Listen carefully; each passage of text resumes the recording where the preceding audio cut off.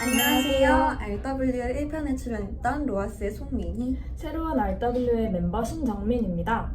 벌써 RWL이 3회차에 접어들었네요. 그러게요. 사실 처음에는 디지털 성범죄에 관한 도서들을 소개해드리기 위해서 컨텐츠를 기획했었는데 저희도 소개를 위해서 책을 읽다 보니까 새롭게 알게 된 지식들도 굉장히 많아서 RWL을 촬영할 때마다 참 뿌듯한 것 같습니다. 오늘 만나볼 책들도 이전처럼 흥미진진하고 읽어볼 가치가 있는 책들로 구성했으니까요. 오늘도 재미있게 봐주시면 감사하겠습니다. 그럼 시작해볼까요? 제가 이번에 소개해드릴 책은요, 리벤지 포르노, 젠더, 섹슈얼리티, 그리고 동기라는 제목을 가진 책입니다.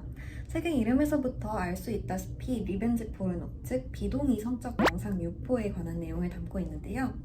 SNS의 발달로 불법 촬영물이 굉장히 빠른 속도로 유포되고 있고 또 이런 유포 행위가 급속도로 늘어나면서 세간의 주목을 받고 있는데요. 이 책은 그런 불법 촬영물, 그 중에서도 비동의 성적 영상 유포에 대한 초점을 맞춰서 왜 그런 유포 행위를 하게 되었나 하는 동기에 대해 분석하고 그 기저에 깔린 젠더와 섹슈얼리티에 대한 인식에 대해 소개합니다. 가해자의 동기와 심리를 분석했다는 점에서 제가 RWL 1편에서 소개해드렸던 대한민국에서 범죄 피해자가 되지 않는 법이라는 책과 유사해 보일 수도 있을 것 같아요. 그렇지만 그 책이 심리서보다는 좀 더 실용서에 가까운 느낌이라면 이 책은 심리서 혹은 분석서에 가까운 느낌을 받았습니다.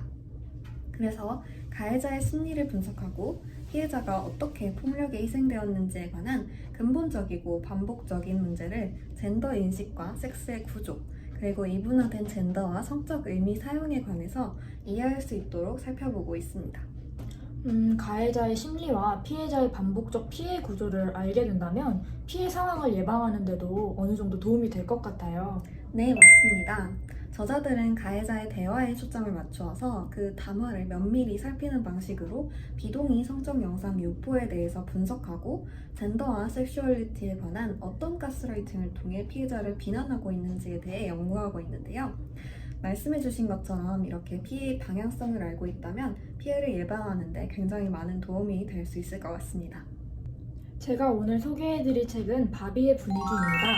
지난 8월 달에 출판된 책인데요. 이 책은 모르고 디오라마, 세시주의, 바비의 분위기, 신세이다의 가옥 등 총 7개의 소설이 담긴 단편 소설집입니다.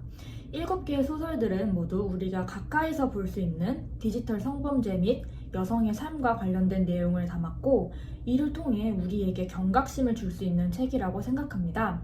또한 이 책을 쓰신 박민정 작가님께서는 여러 작품을 집필하시며 여성의 이야기를 담아내셨습니다. 바비의 분위기 역시 우리 여성들의 이야기를 아주 잘 볼 수 있는 책인데요. 간단하게 말씀드리자면 모르그 디오라마, 세시주의는 현실의 문제를 담고 있는 디지털 성범죄, 불법 촬영물을 다룬 소설이고 바비의 분위기는 타인의 시선으로부터 자유롭지 못한 현대인들의 삶을 담았고 신세이다의 가옥은 남아선호 사상 등 우리 사회에서 여성들이 겪을 수 있는 다방면의 문제들을 사회적, 정치적, 역사적 맥락 속에서 지적한 책입니다. 성범죄에 관련된 7개의 이야기가 담긴 책이라니 정말 다양한 여성의 이야기와 여성들에게 가해진 폭력을 볼 수 있었던 것 같아요. 그럼 정민님은 7개의 소설 중 어떤 소설을 가장 인상 깊게 읽으셨나요? 제가 사실 이 책을 고른 이유는 책에 둘러져 있던 띠에 적힌 문장 때문이었는데요. 하얀 플래시가 터졌고 그때 나는 죽었어 라는 문장이 굉장히 충격적이었어요. 그래서 저는 그 문장이 있는 모르고 디오라마가 가장 인상 깊은 소설이라고 말씀드릴 수 있을 것 같은데요. 첫 번째 소설이었기 때문에 더욱 충격이 컸고 기억에 남는 것 같아요. 줄거리를 간단하게 말씀드리자면 누가 봐도 망한 줄 알았던 회사의 과정으로 일하던 도중에 회사 사이트에 불법 촬영물 영상이 올라오면서 과거의 자기 자신과 마주하는 이야기인데요. 소설을 다 읽고 나니 이 소설이 소설이라는 것을 넘어서 현실을 너무 잘 반영을 했기 때문에 굉장히 마음이 답답했던 것 같아요. 제가 책에서 가장 인상 깊었던 점은 가해자의 폭력성과 동기를 젠더와 섹스의 역학에서 찾고 있다는 점이었는데요.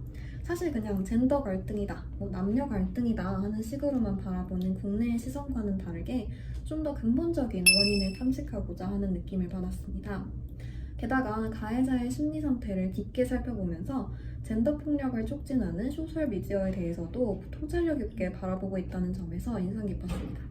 책에 대해 아쉬운 점을 뽑으라면 리벤지 포르노라는 용어를 쓰고 있다는 점이었습니다. 로하스의 이전 타이포그래피 영상을 보신 분들은 아실 텐데요.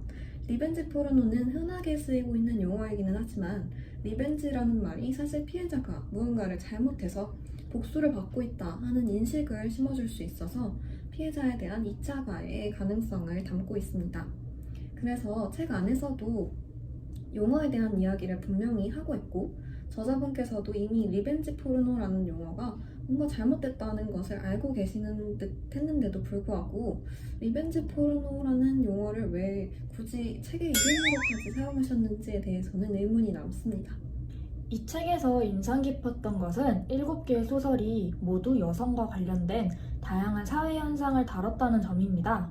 책을 다 읽었을 때 처음 들었던 생각은 여성이라는 하나의 렌즈로 이해할 수 있는 사회 현상은 없다는 것이었어요. 모든 것은 정치적, 사회적, 역사적 맥락 속에서 일어나는 현상이라는 것을 독자 스스로 느끼게 한 점이 정말 좋았어요.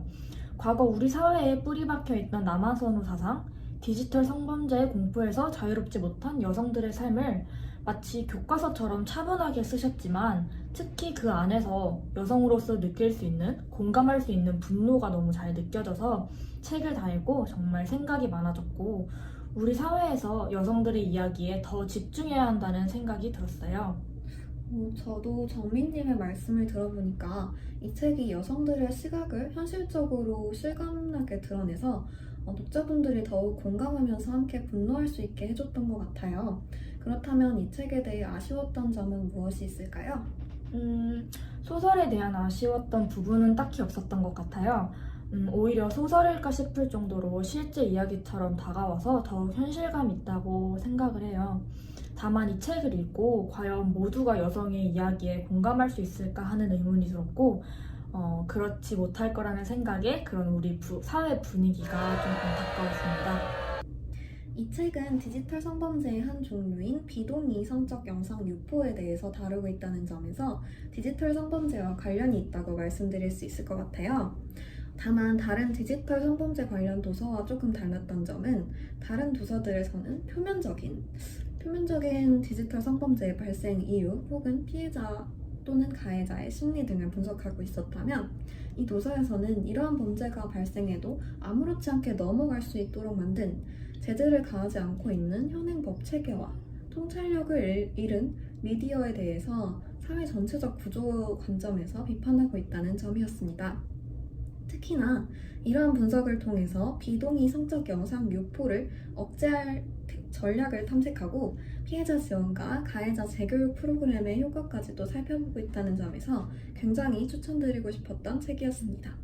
책의 첫 소설인 모르그 디오라마에는 이런 문장이 있어요. 소년이 올린 영상의 이미지가 잊혀지지 않았다. 나는 용기를 내어 웹하드 사이트에 접속해보았다.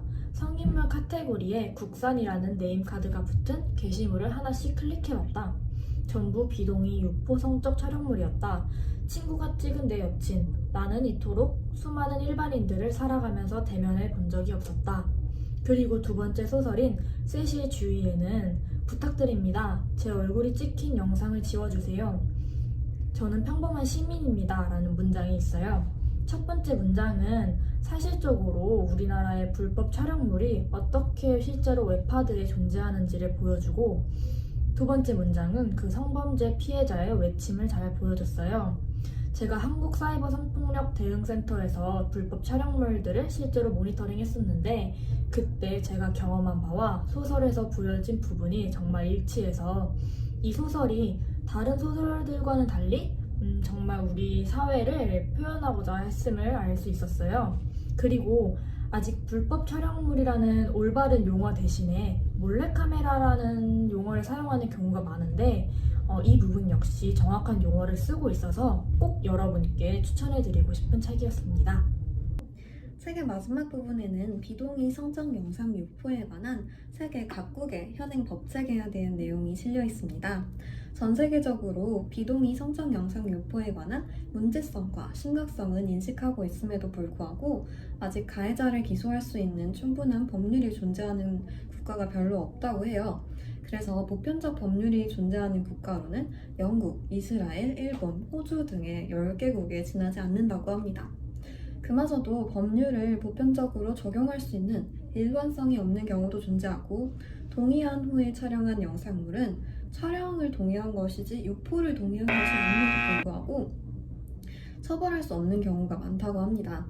이런 내용들을 읽으면 우리가 앞으로 나아가야 할 길이 정말 멀구나 하는 생각이 들기도 했지만요. 여성의 참정권이 상상도 하지 못할 일이었던 것처럼 우리는 항상 해내왔고 그리고 또 앞으로도 해낼 수 있을 거라는 생각을 했습니다. 모두가 웃을 수 있는 그날까지 화이팅!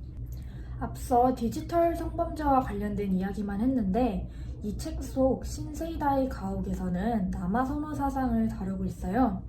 지금은 많이 줄었지만 저희 부모님 세대 그리고 그 윗세대에서는 정말 심각한 사회 문제여서 다들 아시겠지만 그 당시에는 남자아이를 낳기 위해 여러 번 아이를 낳는 분도 계셨고 남자아이를 낳지 못해 축하받지 못하는 그런 경우가 굉장히 많았고요.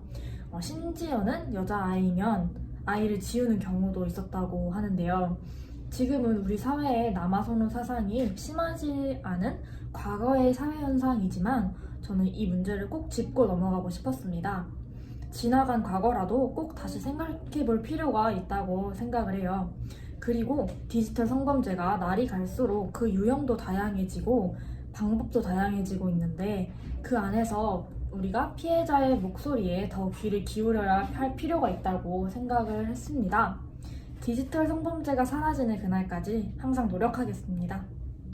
리벤지 포르노, 젠더, 섹슈얼리티 그리고 동기는 깊은 통찰력을 바탕으로 사회 구조적인 측면에서 비동의 성적 영상 유포를 바라보는 대단한 책.